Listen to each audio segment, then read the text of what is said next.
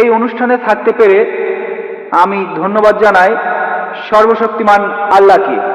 আজকে স্রষ্টা আমাদের কাছে শান্তির বাণী পাঠিয়েছেন জাকির নায়েকের মাধ্যমে।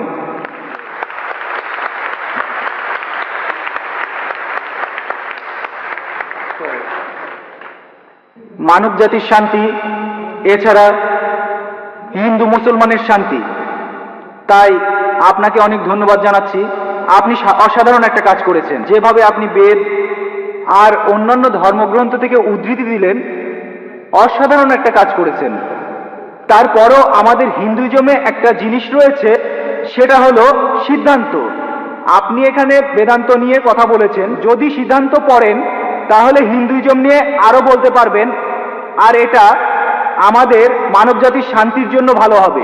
আচ্ছা, অনেক ধন্যবাদ সর্বশক্তিমান আল্লাহকে।